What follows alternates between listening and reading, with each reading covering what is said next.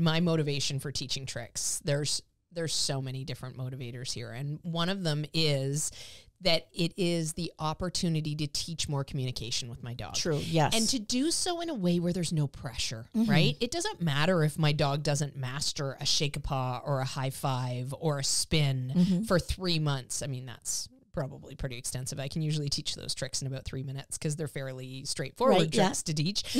But having said that, who cares if they don't? Right. What's the worst thing that happens? Whereas with my recall, you know, the worst thing that happens if I don't get a good recall with my dog could be fatal, could be an awful situation. Yes. So there's pressure to get that done and get it done quickly and then be able to afford the dog more freedom because you know you have this complex skill that you can rely on to get them to come back to you. And like, some of these skills that we teach our dogs are so crucial that we need to get them done. And there's all sorts of pressure to do so. But with tricks, it's just fun. It's fun, yes. You know, there's no pressure. There's no consequence if they don't get it right. Exactly. It's like we go to school and we're learning, you know, crucial things for life, but then we also have our hobbies and our hobbies are fun and we're still learning. You know, hobbies are teaching us and we're developing new skills, and that's what tricks are. They're almost like our dog's hobbies. Absolutely. Yes, as opposed to their work. Yeah. And the more you can get in repetition on things that are sort of like low key and chill, the more your dogs learn to read you and learn to read the things that you're asking them to do, and this communication develops. And now we can use that in our important training skills, right? We can use the communication we develop through tricks to help build that recall because our dogs have a better opportunity to be able to understand us, to be able to, you know, read what we're asking them to do, get it right, and therefore form the skill that we're looking to teach them. So. Yes. And often too, like when we teach tricks, we naturally smile. We're naturally relaxed. We'll laugh at the dog too. I love that. And those are all things that build relationship in a good fun. way. Because we're in a leadership role teaching, but at the same time, we're doing it in a fun way. Yeah, it's bonding.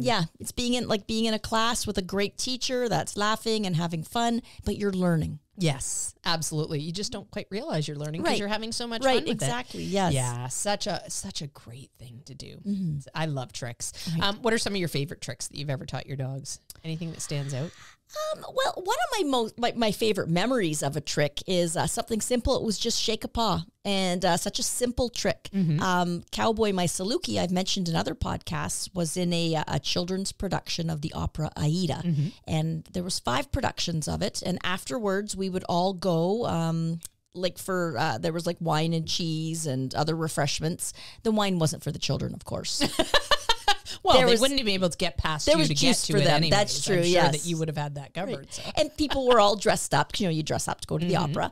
And, of course, Cowboy would come in as one of the stars of the opera. And she would, people were walking around with their food plates and all that. And she would sit quietly beside me. And as people approached her, she recognized that they had cheese and other delicacies that she would like to indulge in, too.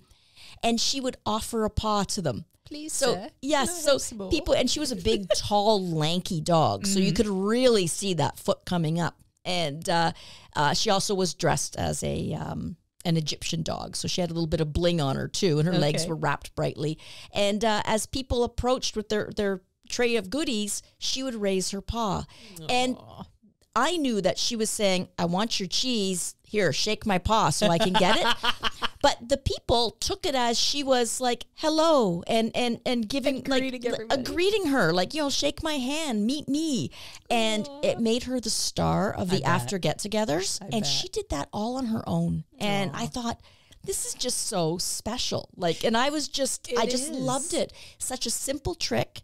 But yet it turned into something special in those evenings. Yeah. Yes. Well, and what a nice way to say, like, please, can I have a cookie? Instead of, like, just shoving her face in their plate or seeing the food coming and jumping up on them or something like that. That's so adorable. Right, yes.